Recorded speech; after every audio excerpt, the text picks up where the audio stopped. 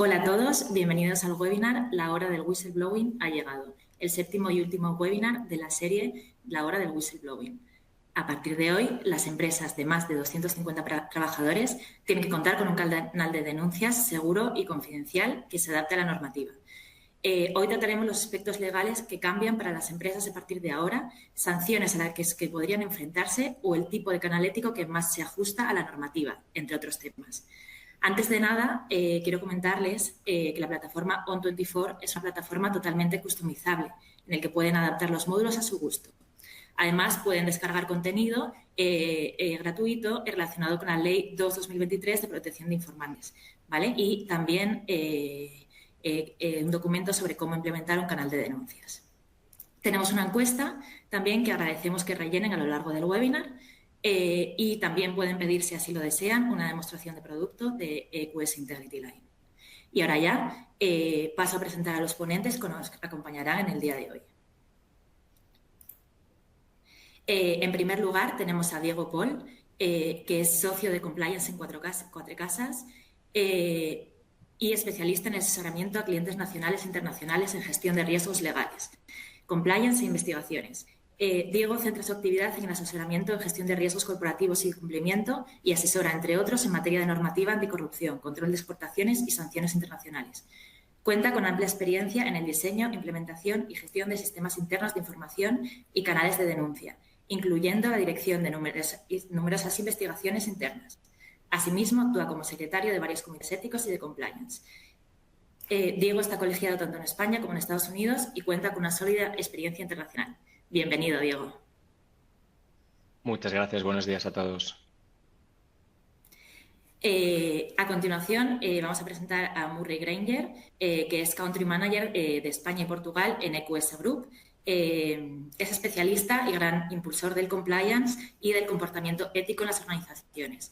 Ha fundado Impact on Integrity, consultoría estratégica especializada en servicios de compliance, y ha ejercido como profesor de ética empresarial y compliance en numerosas universidades de renombre, tanto en España, Francia, Portugal y Suiza. Bienvenido, Murray. Hello, buenos días. Gracias, Murray. Ahora voy a pasar a presentar a mi compañera Natalie Castelblanco, que ocupa el puesto de Account Executive en EQS Group. Natalie es graduada en Administración de Empresas y Gestión Ambiental con MBA en Dirección de Marketing y Gestión Comercial. Tiene experiencia en empresas tecnológicas y de software en el área comercial. Bienvenida, Natalie.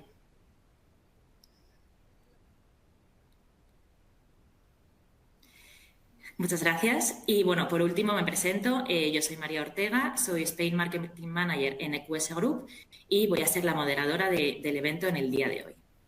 Así que nada, vamos a empezar hablando de la agenda y de los puntos que se van a tratar, ¿vale? Vamos a empezar comentando pues por qué estamos hoy aquí, porque hoy al final es 13 de junio y es un día clave en esta Ley 2/2023 de protección de informantes. Luego vamos a hablar un poco de EQS Group en España y en el mundo. Luego vamos a hablar sobre aspectos clave de la ley. Vamos a hacer una breve presentación de nuestra solución EQS Integrity Line y al final habrá un turno de preguntas y respuestas, ¿vale? Pueden ir haciendo sus preguntas a lo largo de todo el webinar y al final dedicaremos 15 minutos más o menos a contestar a sus preguntas, ¿vale? Así que, bueno, sin más dilación, doy la palabra a Murray Granger. Muchas gracias, María. Bueno, es una pregunta muy filosófica, ¿no? ¿Por qué estamos aquí? Pero ¿por qué estamos aquí el día de hoy?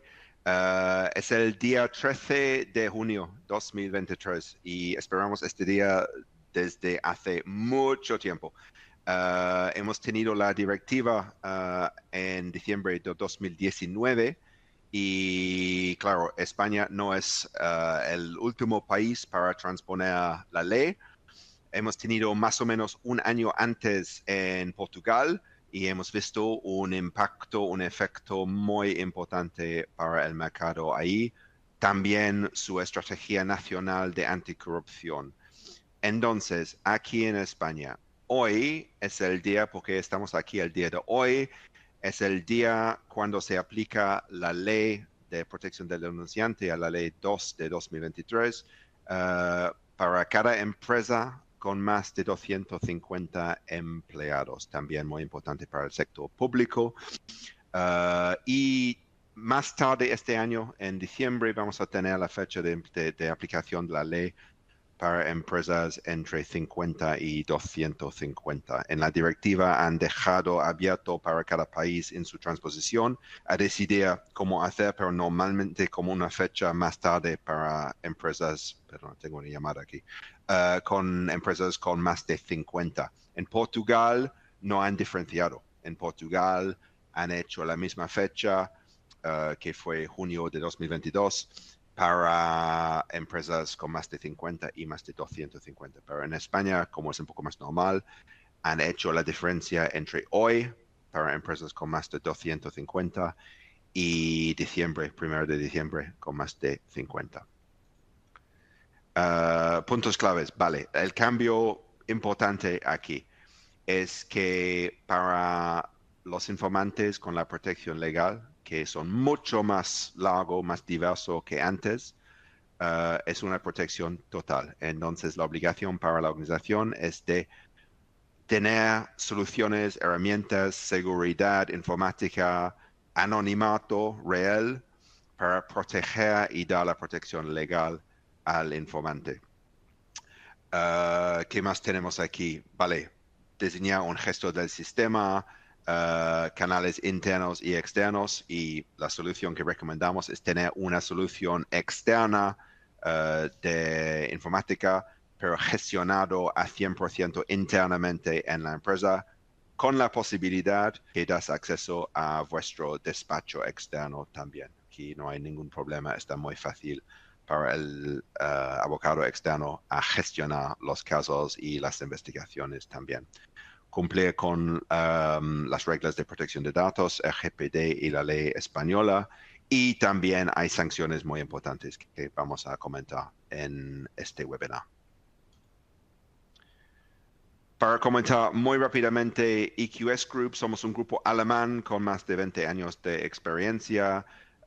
En Integrity Line, nuestro canal de denuncias, somos el líder del mercado europeo con más de 3,000 clientes, y con nuestros otros servicios de SaaS, Software as a Service, tenemos más de 8,000 clientes en el mundo, con una inversión muy importante en seguridad informática, en certificaciones, que hace la diferencia, y con las multas aquí en España, muy importante que nadie sin los derechos debería poder acceder a los datos del cliente, ni a la identidad de la persona, ni al contenido de su informe o la investigación. Este es súper importante, y esta es una diferencia de nuestra solución. Aquí en España tenemos oficinas en Madrid, que es el centro de nuestro equipo español, y en Barcelona tenemos casi 30 personas hasta ahora. Es nuestro International Compliance Hub. Entonces, al día de hoy somos más de 25 personas ya en España, y tenemos un crecimiento muy importante, más que nada con la nueva ley aquí en el mercado español. También trabajamos con varios partners, forensics, despachos, consultores, incluido Cuatro Casas, y muchísimas gracias a Diego para acompañarnos para su presentación legal en este webinar del día de hoy. Vale, hay muchas ventajas. Si comento uno, es la comunidad.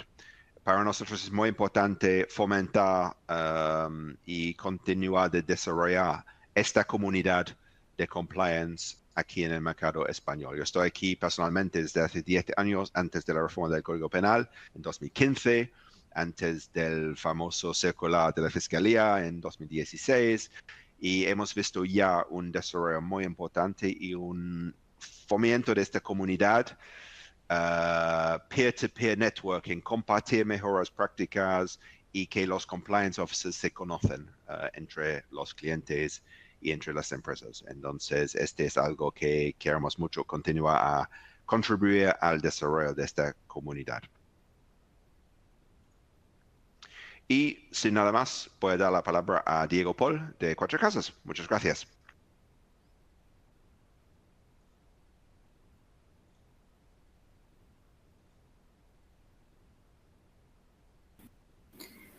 Muchas gracias, Murray. Bueno, ahora vamos como día con Diego Pol de Cuatrecasas, que va a comentar pues, aspectos clave de la Ley 2/2023.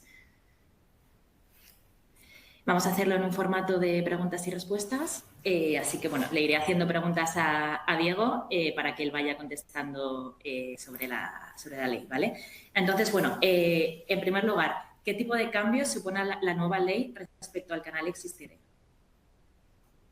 Muchas gracias. Buenos días de nuevo a todos. La verdad es que es un día, como decía Murray, un día señalado, ¿no? Que estábamos esperando muchos y que nos ha dado bastante trabajo. Seguro que a muchos de vosotros también os ha dado muchísimo trabajo. Entonces, hemos seleccionado algunos de los... Sabéis que da para muchísimo la reforma, ¿no? La ley 2023. Han surgido muchas dudas y algunas las vamos a repasar, ¿no? En cuanto a esta primera pregunta, yo creo que una cosa que nos encontrábamos como asesores en algunos casos era organizaciones que tenían la impresión, quizás sin haber leído detenidamente la ley o en su día la directiva, de que esto era un retoque, ¿no? Que se podía hacer ya al canal existente, a las políticas, etcétera, ¿no?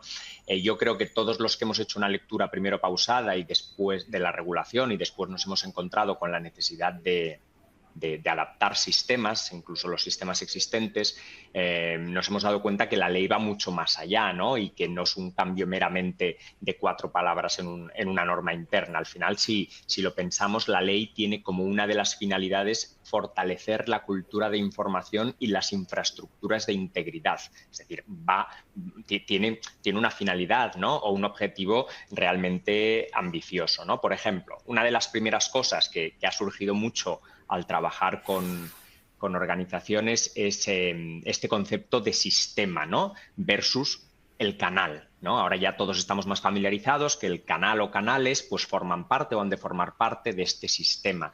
Esto nos recuerda, por ejemplo, si os acordáis, a cuando salió la ISO de sistemas de gestión de denuncias, ¿no? Y nos hablaba de esos elementos interrelacionados para establecer políticas, objetivos, procesos para conseguir esos objetivos, ¿no? Este es el primer tema, ¿no? Que es un pequeño cambio dentro del programa de cumplimiento de la compañía para integrar este sistema. Otro tema interesante es el responsable del sistema. Aquí nos habla, en primer lugar, de una responsabilidad de la implementación del órgano de administración, pero después nos habla del responsable de la gestión del sistema. Y es interesante también porque individualiza esta responsabilidad. Nos dice que si nombramos a un órgano colegiado, el órgano colegiado debe designar a uno de sus miembros. Esto al final nos recuerda también algunas de las ISOs, ¿no? Que si recordáis tenía una nota que indicaba que había una preferencia por un único individuo con la facultad de supervisión de un programa de compliance, ¿no? Al final, yo creo que esto se debe sobre todo a un tema de lo que son los anglosajones llaman accountability, ¿no? Un tema de rendición de cuentas, de que haya una persona con esa responsabilidad última, sin perjuicio de que delegue, de que le asistan otros dentro de la empresa, etcétera. Por último, yo creo que hay 2 temas que nos inciden mucho en cómo abordar la implantación de un sistema o la adaptación de un sistema existente, ¿no? Que son estos que os ponía aquí, los canales externos y el régimen sancionador. Por un lado, la posibilidad de que un empleado o un tercero esté legitimado por la regulación a acudir a un canal externo, de alguna manera tiene que hacer que nos tomemos más en serio el canal interno o que tengamos un mayor interés en que el canal interno funcione, ¿no? Para que sea efectivamente ese canal preferencial y la información nos llegue por ahí y no vía el canal externo. Y el último punto, como ya creo que lo comentaba Murray, es el régimen sancionador. Al final, seguro que todos lo sabéis, pero la ley prevé un régimen sancionador bastante gravoso, es decir, establece unas multas tanto para los individuos que pudieran incumplir alguna de las obligaciones que establece el sistema. Por ejemplo, vulnerar las garantías de confidencialidad y anonimato se considera una infracción muy grave, y las multas para las personas físicas bajo la ley pueden llegar hasta los 300.000 euros y para las empresas hasta el 1.000.000 de euros, además de otras consecuencias. Al final, hombre, la amenaza, la previsión de esa posible sanción inevitablemente tiene que hacer que las organizaciones se tomen esto muy en serio, ¿no?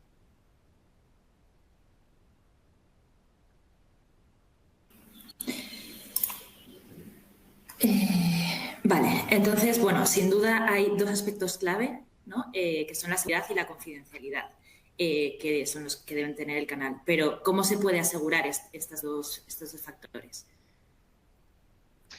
Efectivamente, la ley insiste muchísimo en la seguridad del sistema, en asegurar la confidencialidad de la identidad del informante y de cualquier tercero mencionado en la comunicación y de las actuaciones que se desarrollen, ¿no?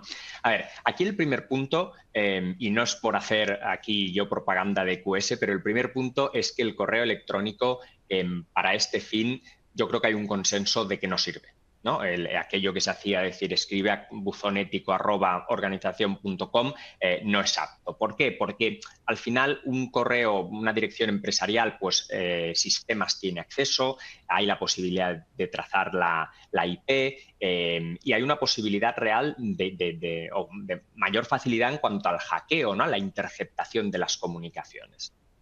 Por tanto, esto ya nos hace replantear el decir, oye, a lo mejor para este intake y después gestión de los casos necesito una solución. Otro tema para asegurar la seguridad y confidencialidad es establecer un procedimiento escrito detallado, es decir, tenemos que prever las diferentes casuísticas que nos vamos a encontrar y decir, bueno, ¿qué vamos a hacer?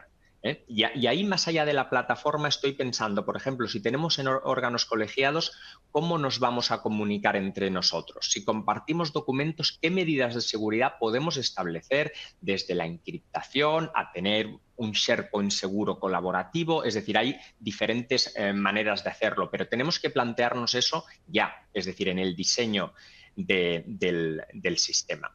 Otro tema que surge en relación con esto es a cuántas personas damos acceso a la información. Al final es una cuestión casi humana, ¿no? Es decir, en el momento en que estamos dando acceso a personas a las denuncias o a los casos, existe un riesgo teórico de filtración. Ese riesgo lo multiplicamos a medida que damos acceso a más personas. Por lo tanto, no tenemos que olvidarnos de principios que siempre han regido la gestión de un canal de denuncias, como son los principios de necesidad y de proporcionalidad al dar acceso a los canales a otras personas. Y por último, concienciación y formación. Fijaros que igual que cuando se modificó el Código Penal en 2015 no se decía nada de la formación como elemento de un modelo de compliance, aquí sí que sale en la Ley 2/2023 la palabra, ¿no? El concepto de formar, ¿no? Cuando nos habla de los requisitos del sistema, nos habla de personal de la organización al que se habrá formado en esta materia. ¿De acuerdo? Quiero decir, ya no es por cumplir con lo que diga la ley, es que realmente para conseguir todo lo que nos exige la ley o formamos a todo el mundo o va a ser complicado o nos arriesgamos, asumimos cierto riesgo, pues eso, de fuga o de gestión inadecuada de los casos. Genial. ¿Todo el que informe de una hipotética irregularidad queda protegido? Esta es una buena pregunta, ¿no? Porque lo que también ahora trabajando con muchos clientes nos hemos dado cuenta es que a veces, si me permitís la expresión, nos pasamos de frenada, ¿eh? Es decir, vamos incluso más allá de lo que la ley nos pide y parece, ¿no? Sin querer entramos en una dinámica de que cualquiera que use la plataforma o descuelgue el teléfono es un informante en el sentido de la ley. Y no es verdad. No es verdad. Aquí os resumía los requisitos. El primer requisito es que nos lo dice la ley expresamente. O sea, han de ser informaciones que se hayan obtenido en un contexto laboral o profesional. No puede venir un tercero o incluso un empleado que se haya enterado por otros cauces de no sé qué. O sea, no estamos hablando de ese tipo de informaciones, sino aquello que surge en un contexto laboral y profesional. La ley nos exige también al informante la buena fe, que esto siempre hemos hablado, ¿no? De la buena fe en las comunicaciones, en las denuncias. Esto la ley nos dice que entiende que hay buena fe cuando se tienen motivos razonables para pensar que la información referida es veraz en el momento de comunicación, aun cuando no se aporten pruebas concluyentes. ¿De acuerdo? Pero ha de haber ese requisito. Y después, importante, se tiene que plantear la comunicación de acuerdo con los requerimientos previstos en la ley y en la normativa interna, ¿vale? Deben darse estos requisitos ya para que consideremos esa comunicación dentro del ámbito de la norma. Otro tema que también hemos de tener cuidado, ¿no? Sobre todo cuando hablamos del foro interno, de las denuncias a nivel de cómo las tratamos a nivel interno. Y esto nosotros creemos que hay que avisarlo también a los posibles usuarios, ¿no? Y es que denunciar no exime de responsabilidad si alguien ha participado en la actuación ilícita. Es decir, yo por acudir a denunciar, incluso si se cumplen los requisitos que hemos mencionado anteriormente, tendré cierta protección ante represalias, etcétera, pero no quiere decir que si yo he participado en el ilícito no vaya a estar, posiblemente vaya a ser objeto de sanciones disciplinarias. No me meto ahora en los posibles programas de clemencia desde que las autoridades puedan establecer, etcétera, ¿eh? Estoy hablando del foro interno y es verdad que internamente podemos decidir y tener en cuenta, al menos como atenuante, que alguien haya acudido a compliance o a recursos humanos a decir que esto ha sucedido aunque haya participado, pero no se prevé una exención de responsabilidad por la ley. El último punto aquí que quería hacer es en cuanto al ámbito material de aplicación. Como sabéis, la ley se refiere, por un lado, a las infracciones del derecho comunitario y, por otro lado, nos dice a infracciones penales o administrativas graves o muy graves. Esto yo creo que tal cual tiene muy difícil traslación a la normativa interna de la compañía. ¿Por qué? Porque el informante no tiene por qué saber si algo que observa, que cree que está mal, es una infracción grave, muy grave o leve. Y desde el punto de vista de una cultura ética, de una cultura de cumplimiento, de transparencia, sería honestamente injusto otorgar cierta protección a alguien que pone en conocimiento una infracción grave, pero en cambio si resulta ser leve ya le excluyo de esa protección. Eso no sería muy coherente con un programa de cumplimiento o un sistema interno de información robusto que cumpla con las mejores prácticas. Perfecto. Bueno, y además, ¿a quién extiende la ley ese ámbito de protección?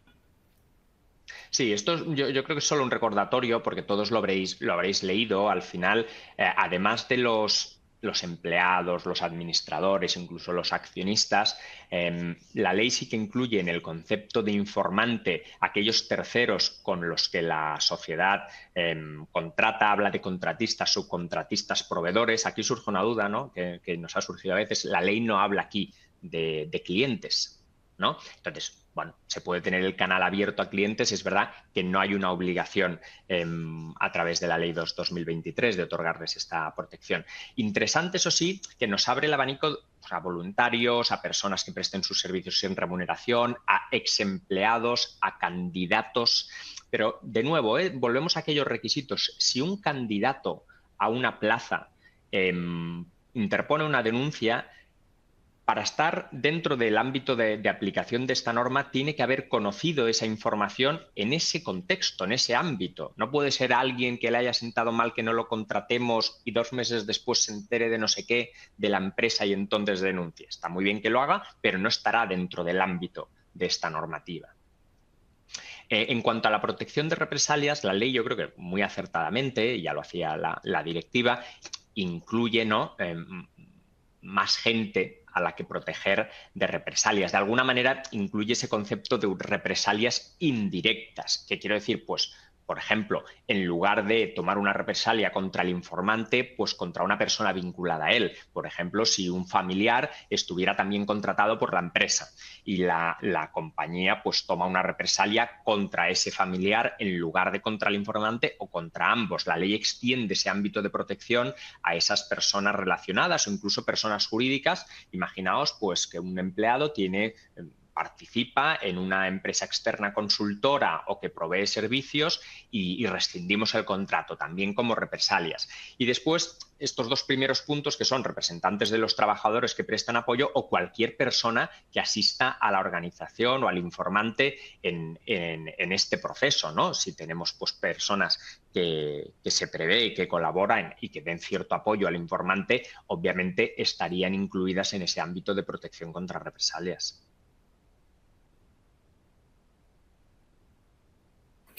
Perfecto. ¿Cuál es el papel del responsable del sistema?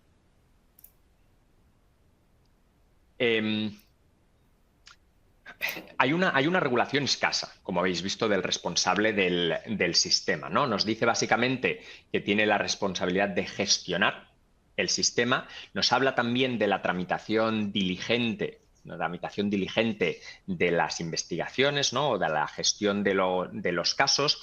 Y una cosa que ya comentábamos antes, que es esta individualización en la persona, ¿no? Como decíamos, si aunque fuera colegiado, tendrá que designar a una persona. Y ya comentábamos antes que esto al final, al menos en mi opinión, tiene una razón de ser en que haya una persona responsable sin perjuicio de que se apoye en otras para poder rendir cuentas y realmente ser el responsable último de todo lo que exige esta ley. La ley establece algunas casi obviedades, ¿no? Por ejemplo, pues la necesidad de que tenga que actuar de forma imparcial, de forma independiente, que está muy bien que lo explicite, ¿no? Porque esto yo creo que nos ayuda de cara a los órganos de dirección de decir, oye, es que lo hice, ¿no? O sea, no puedo recibir instrucciones y se me tienen que dar los medios necesarios. Y recordemos, régimen sancionador por incumplimiento, ¿no? O sea, yo creo que esto internamente nos puede también ayudar bastante con aquellos pues que todavía no sean unos convencidos y sean un poco escépticos con el tema de los canales éticos o los canales de comunicación de informaciones. Otra cosa que nos dice la ley es que en el sector privado tiene que ser un directivo de la entidad, ¿no? Va en línea con tantas guías que hemos visto, que hablan más en sentido amplio de compliance y nos habla de esta seniority, ¿no? De las personas que se encargan del compliance. Como sabéis, la ley parece que indica que lo ideal sería tener una persona que solo se dedique a esto, ¿no? Y en línea con eso dice que en las empresas donde ya exista un responsable de la función de compliance puede ser esta persona la que asuma esta responsabilidad. Y por último, pues ¿cómo empezaos? Hay una regulación escasa y eso incluye que tampoco hay regulación sobre la protección que debería tener, yo creo, esta función a nivel pues de cese, etcétera. Pero veremos si eso con el tiempo se corrige.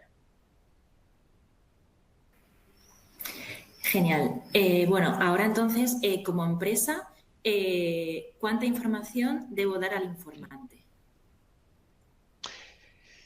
Esto es una pregunta también que sale a menudo. Yo creo que aquí tenemos que tener en cuenta un criterio de razonabilidad, de proporcionalidad cuando damos esta información, pero al mismo tiempo teniendo en cuenta los objetivos de la ley. Por un lado, el objetivo de proteger al informante, ¿no? Frente a represalias, pero también el objetivo más a largo plazo de generar la confianza suficiente, reforzar esa cultura de transparencia, con lo cual tiene que haber cierta comunicación con el informante. Esto os ponía aquí los términos, ¿no? Que se usaban más en la directiva, ¿no? Esto de feedback y follow-up, ¿no? Y el seguimiento que tiene que haber con el denunciante. Lo que decíamos, proporcionalidad, ¿no? Equilibrio. Al final, hemos de tener el foco del informante y estos intereses que comentábamos, pero también que hay que proteger la confidencialidad en general de la investigación, de aquellos que participen en ello, incluso, obviamente, los derechos de la persona afectada, del denunciado, y los intereses de la empresa. Quiero decir, al final aquí hay diferentes intereses de diferentes sujetos que tenemos que tener en cuenta a la hora de encontrar un equilibrio. Lo que es verdad que no se debería hacer es, una vez el denunciante ponga en conocimiento los hechos, salvo que no tengamos cómo comunicarnos con él de ninguna de las maneras o nos lo pida, que no quiere saber nada de nosotros, no deberíamos dejar de darle cierto feedback, ¿no? De vez en cuando, o de irle indicando, aunque sea grosso modo, pues oye, ¿qué está pasando con esta investigación que su denuncia ha puesto en marcha? Genial.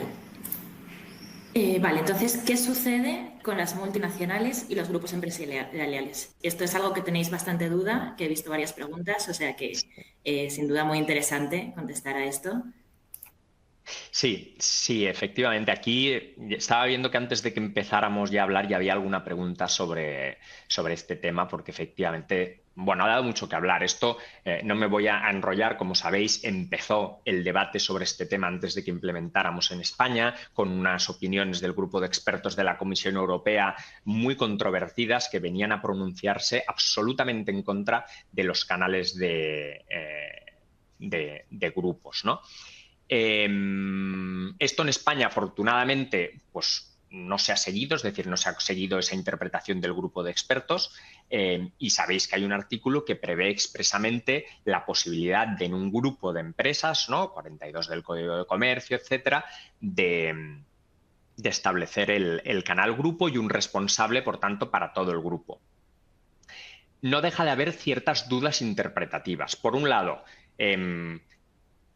aunque, o sea, si miramos diferentes artículos, aunque vemos ese sobre los grupos, por otro lado es verdad que no deja de decir que la entidad tiene que designar un directivo de la entidad como responsable del sistema, ¿no? Pues hombre, de una interpretación literal dirías, bueno, pero a ver, si no es de mi entidad y es de otra, tengo un problema. Si lo leemos en conjunto, parecería que no, pero sí que surgen estas dudas. Y para mí el tema, hombre, muy importante es que la gran mayoría de grupos empresariales tienen presencia en otros países. No es solo que tengamos un grupo en España, sino que o bien somos una filial de un grupo con sede en el extranjero, o a la inversa, o tenemos la sede en España y tenemos filiales fuera. Nosotros que trabajamos en muchos proyectos, pues donde estamos viendo muchos países, hay que tener en cuenta lo que se diga en el otro país también o en los demás países, no solo lo de España. En España está muy bien que se prevea esto, pero hay muchísimos países que no han seguido esa línea, ¿no? Es decir, hay países donde nos exigen expresamente que haya un canal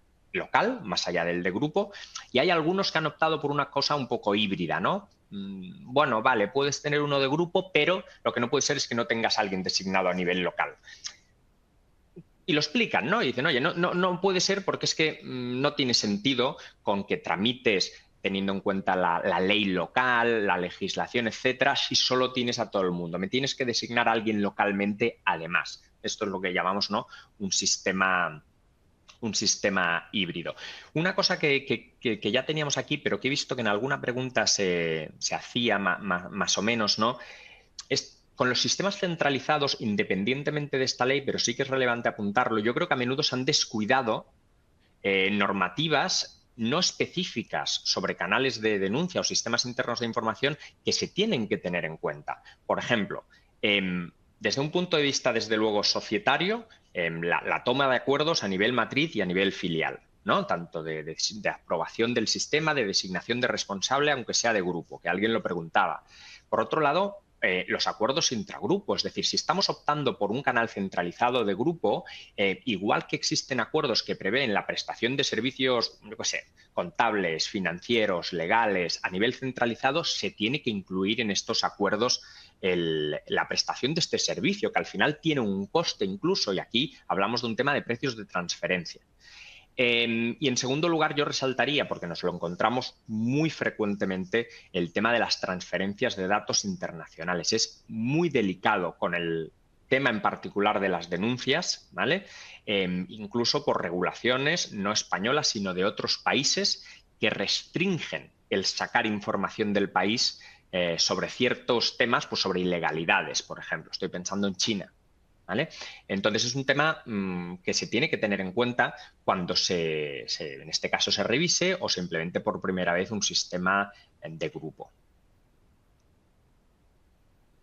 Perdón, y acabando, viendo alguna pregunta que había, me adelanto ya, O sea, En mi opinión, obviamente, sí que se puede designar a un responsable que no esté en España, cumpliendo los requisitos, es decir, que sea el órgano de administración quien le nombre, que el órgano de administración también apruebe pues la política que haya a nivel grupo, localizada, imagino, etcétera, y que se tengan en cuenta estos temas, ¿no? Pues un acuerdo intragrupo que regule esa prestación de servicios, etcétera. Pero en mi opinión, el responsable podría estar fuera de España. Perfecto. Bueno, ¿a qué autoridad tienen que notificar las empresas? Vale, aquí tenemos que diferenciar dos cosas, ¿no? La notificación que estamos haciendo ahora o que llevamos haciendo un tiempo a las autoridades sobre a quién se ha designado responsable del sistema, y después las comunicaciones a los canales externos, ¿no? En cuanto a las comunicaciones que estamos haciendo ahora, os ponía aquí este wording porque, si os fijáis, es interesante esta O, ¿no? Esta alternativa que la propia ley nos da y nos dice que hay que informar del nombramiento del responsable a la Autoridad Independiente de Protección o, en su caso, a las autoridades u órganos competentes. Yo creo que aquí sigue quedando un poco de duda. ¿Pero por qué sigue quedando duda? Porque la Autoridad Independiente de Protección del Informante no se ha creado y, por lo tanto, tampoco ha emitido ningún tipo de pronunciamiento al respecto. Lo que sí que tenemos que tener en cuenta es pronunciamientos que puedan existir ya a nivel autonómico, ¿no? Por ejemplo, la Oficina Antifraude catalana, que, como sabéis, ya ha sido designada y además con atribución de funciones en Cataluña para actuar como este canal externo, sí que se ha pronunciado y dice que si una persona jurídica tiene centros de trabajo en diferentes comunidades autónomas, ellos entienden que se debería notificar a la autoridad independiente del lugar donde la persona jurídica tenga el domicilio social, que es donde, de acuerdo con la legislación mercantil, se ubicará el centro de su efectiva administración y dirección, ¿no? Pues, por ejemplo, tenemos este pronunciamiento. Dicho esto, yo creo que aquí irá evolucionando. Aprovecho para responder una pregunta, porque hay muchísimas. Una pregunta que veía antes por ahí en cuanto al canal externo. En cuanto al canal externo, en primer lugar, sí que establece la propia ley que si la infracción o incumplimiento afecta a más de una comunidad autónoma, pues habría que ir a la Autoridad Independiente de Protección del Informante, y si el ámbito es de solo una comunidad autónoma, pues si la hay, a la autoridad competente, ¿no? Había una pregunta sobre cómo informar de los canales externos. La ley es también somera en este sentido, ¿no? Pero sí que nos dice que en el procedimiento tiene que haber información clara y accesible. Por lo tanto, ahí se debería indicar de alguna manera esta información. Nosotros lo que estamos recomendando, sobre todo porque no va a ser solo una autoridad o un canal externo, y menos si es una multinacional, enlazarlo a una parte de la web de la empresa, ¿no? Que sabéis que el canal tiene que estar en la web, y ahí pues indicar cuáles son las autoridades. Nuestra esperanza es que, pasado un tiempo, la Unión Europea publique el listado de canales externos en todos los Estados miembros, igual que ha hecho en otros ámbitos de su competencia, ¿no? Que, como sabéis, pues emite unos documentos o incluso a veces anexos a normativa donde están listadas todas las autoridades competentes, pero veremos si eso o cuándo sucede. Genial. ¿Y qué cambia con la nueva ley en la gestión de casos en las investigaciones?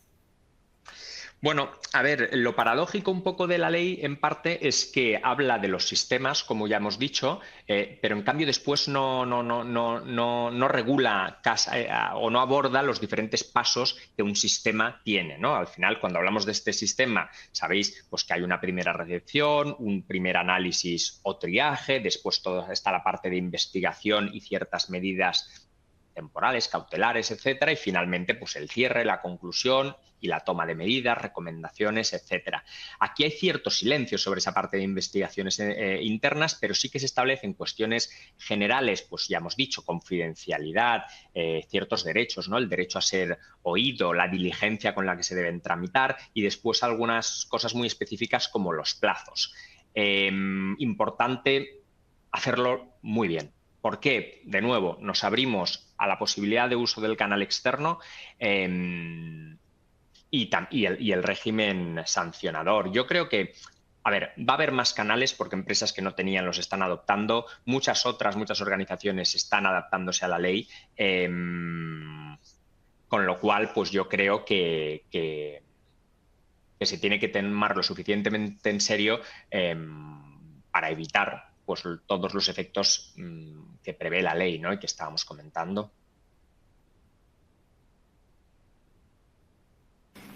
Genial. Bueno, pues muchísimas gracias, Diego, por tu intervención en el día de hoy. Sin duda has aclarado muchísimas dudas, tanto que han ido surgiendo a lo largo al público durante la intervención, como dudas que ya venían de antes. Luego tendremos otro tiempo para preguntas y respuestas. Y ahora doy paso a mi compañera Natalie para que hable brevemente sobre nuestra solución EQS Integrity Line.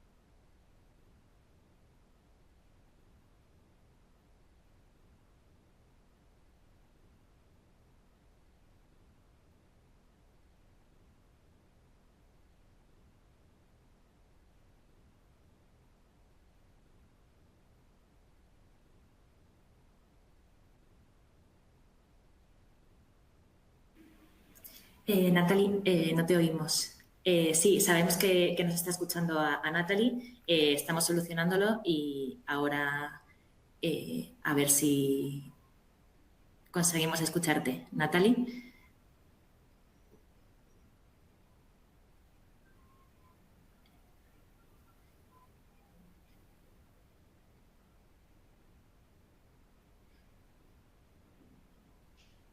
María, si quieres, si Natalie no tiene su audio, yo puedo presentar su parte si no molesta a Natalie. Sí, vale, muchas gracias, Murray. Perdón, Okay, problemas vale. del directo. Solución encontrada. Perdona, Natalia. Entonces,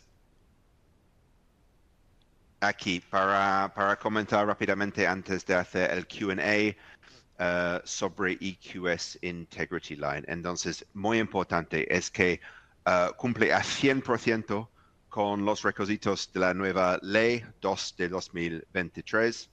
La utilización está muy intuitiva y muy fácil, la implementación también.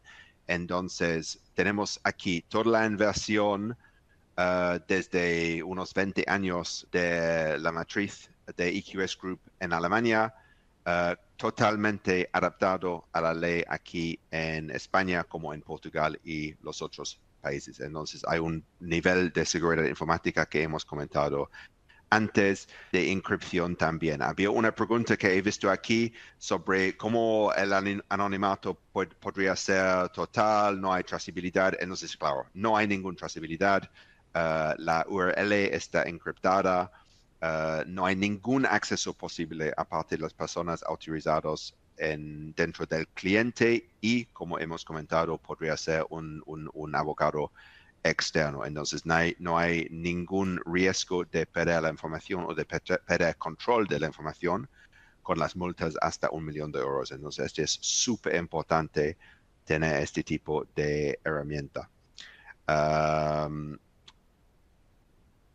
Como digo, muy simple, muy intuitivo y muy integral y completa como solución. El informante podría acceder a través de la plataforma que es customizado para cada cliente desde cualquier ordenador móvil.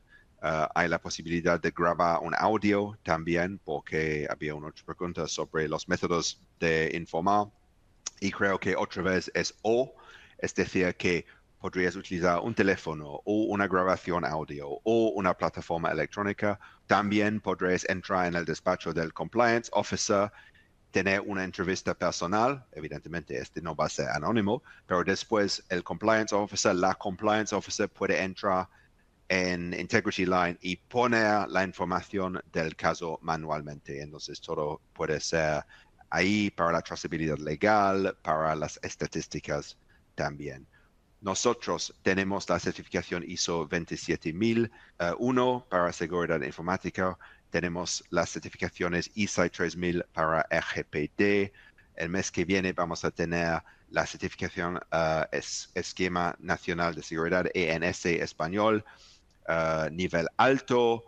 Y tenemos también la certificación WACA para personas con discapacidades visuales. Este va a ser una obligación en el sector público el año que viene. Después, en lo que llamamos el backend, los gestores de los casos pueden acceder, pueden manipular toda la información para tener las investigaciones, también los pasos para dirigir a los compañeros que necesitan la información. Por ejemplo, si es un caso de discriminación, pueden dirigir a la responsable de recursos humanos, por ejemplo. Si es un data breach, al DPO, etc. Vale, como digo, hay el buzón seguro. Este es lo que permite la comunicación con anonimato si la persona prefiere mantener su anonimato, que es su derecho legal ahora, total. El gestor puede comunicar a través del buzón seguro de comunicación que es dentro de la plataforma, dentro del perímetro de seguridad, no es ningún tipo de correo electrónico. Como comentaba Diego, correo electrónico no cumple con la nueva ley, entonces no utilizamos correo electrónico, todo este dentro del perímetro de seguridad. Y también ofrecemos el canal por teléfono. Lo que es muy interesante es que hemos visto durante unos años que hay menos demanda para soluciones telefónicas. Es decir, que este es más en los Estados Unidos y en unos países de América Latina, pero en Europa los clientes normalmente no les gusta ofrecer un número de teléfono. Está totalmente disponible para los clientes que quieren. No hay ningún problema técnicamente para nosotros, pero hay un poco más coste, es un poco más estándar y hay más complicación para comunicar los números a los denunciantes potenciales. Entonces, la plataforma electrónica es el estándar con la función, como hemos comentado, de grabar un audio. Claro, puedes acceder de cualquier país 24/7. La única cosa que necesitas es un data connection, encriptación, trazabilidad legal, súper importante. Y nuestros servidores están en Alemania, importante también. Vale, tenemos muchísimas referencias en cada sector de cada tamaño, no solamente los IBEX 35, lo que llamamos Enterprise, también Mid-Market, entre 1,000 y 5,000 empleados, y también todos los pymes que tienen que cumplir con menos de 250 empleados desde el día 1 de diciembre de este año. Vale, creo que hemos comentado suficiente las ventajas de nuestra solución EQS Integrity Line. Tenemos nuestro equipo aquí en España para responder a cualquier pregunta, no solamente nuestro equipo de ventas, pero también de implementación y soporte.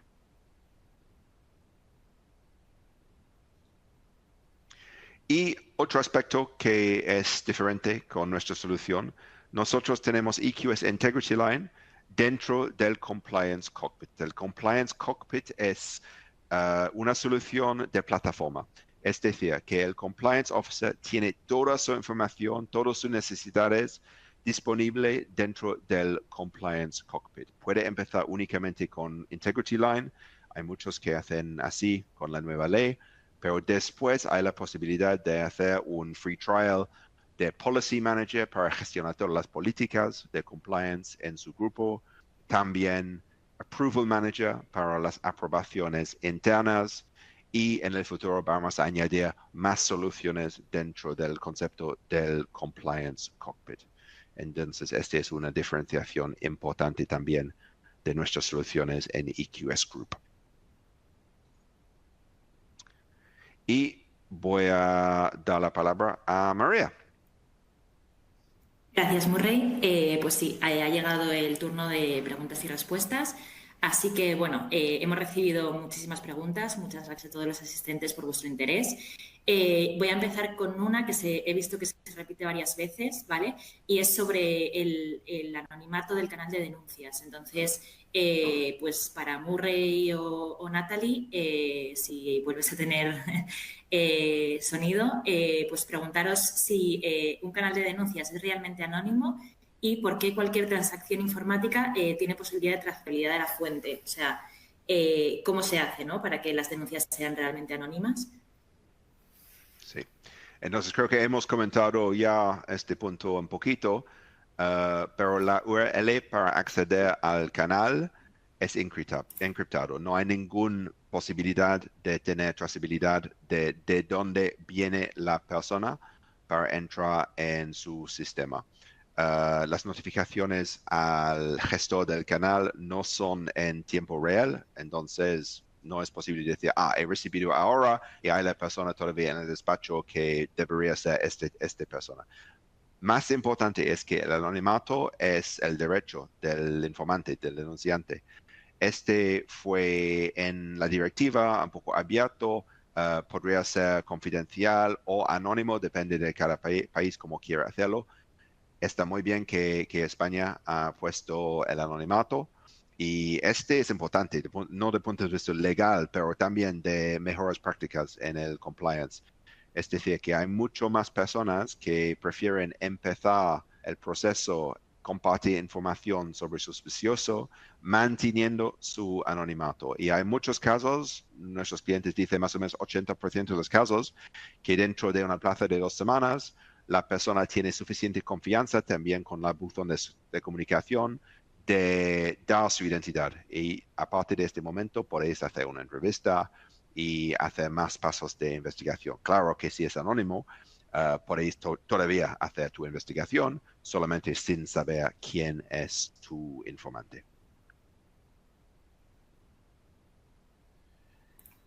Perfecto, muchas gracias, Murray. Otra pregunta. Según el artículo 7 de la ley, la información se podrá realizar bien por escrito, a través de correo postal o a través de cualquier medio electrónico habilitado al efecto, o verbalmente por vía telefónica o a través de sistemas de mensajería de voz.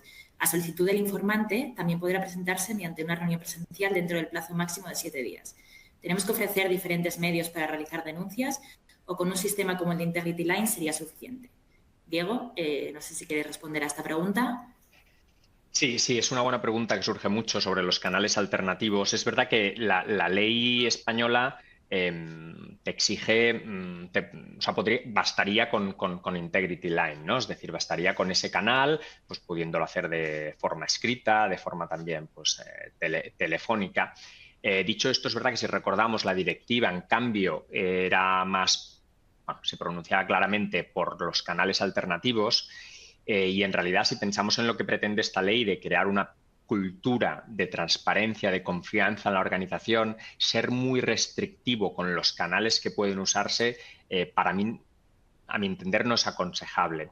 ¿Por qué? Porque pensemos que hemos dicho al principio que la ley otorga protección a aquellos que denuncien de acuerdo con la ley y la normativa interna, ¿no? Si centramos mucho o restringimos mucho las vías por las que pueden plantear estas comunicaciones, podría entenderse que si lo hacen por otra vía no se les va a dar esa protección frente a represalias, etcétera, ¿no? Con lo cual, de nuevo, volvemos a estar en un tema de equilibrio, de lo que realmente no perder la visión de lo que pretendemos, ¿no? Que es crear esa cultura donde la gente pueda libremente en nuestra organización pues acudir y poner sobre la mesa, oye, creo que está pasando esto y me preocupa.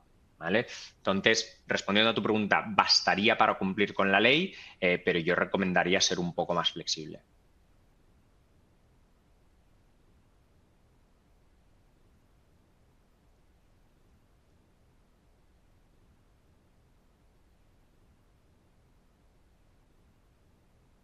No te oímos ahora. Perdón, ahora sí. Ahora sí me Ahora escucháis, sí. ¿verdad? Vale. bueno, ¿cómo se gestiona la comunicación con el informante si es anónimo y no sabes quién la ha realizado? Si no facilitas tu email ni ningún dato personal que te identifique, ¿cómo se logra? Murray y Natalie, estas preguntas para vosotros. Natalie, ¿estás?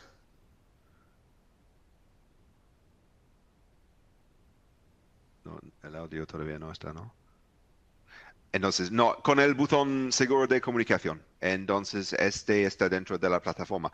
Cuando el informante, y si hacemos un demo podemos demostrar muy claramente, pero el informante, cuando completa su informe, tiene la opción de crear su buzón, y podría ser también una obligación, con su contraseña, y después el denunciante, el informante, podría volver al sistema al momento que le gusta, poner su referencia del código, poner su contraseña que únicamente esta persona tiene y a ver si ha recibido un mensaje del gestor de su caso. Evidentemente hay la obligación de dar la respuesta dentro de una plazo inicial de 7 días y después es una buena práctica poner unas preguntas y empezar a seguir un poco el caso.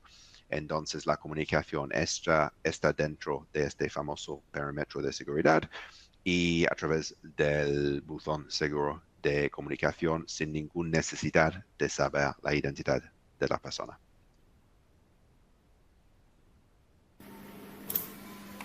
Muchas gracias, Murray. Bueno, una última pregunta para Diego. Nos piden que nos des las claves o las notas fundamentales de la externalización de la gestión del canal. Vale, a ver, la ley, como habréis leído, permite que haya una primera gestión externa, pero lo que no se puede es trasladar esa responsabilidad, ¿no? ¿Quién es el responsable del sistema a un externo?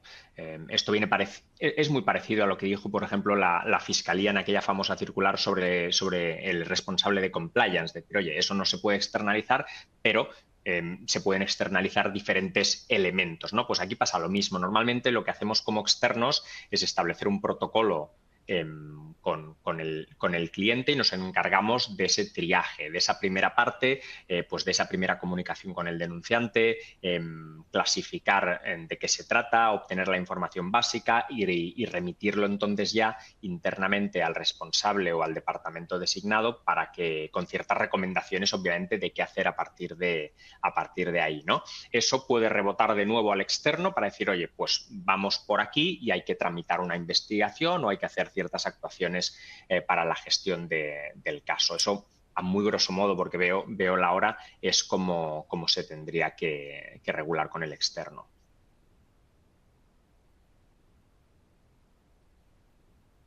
Efectivamente, muchísimas gracias, Diego. Bueno, gracias a los tres, ¿no?, por vuestras ponencias en el día de hoy.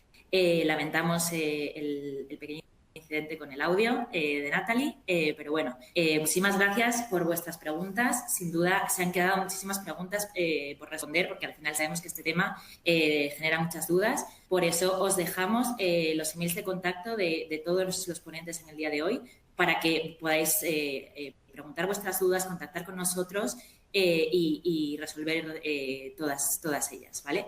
Bueno, además recordaros que en nuestra página web tenemos mucho contenido sobre compliance y además realizamos eventos regularmente online como este al que podéis apuntaros y seguiremos resolviendo vuestras dudas.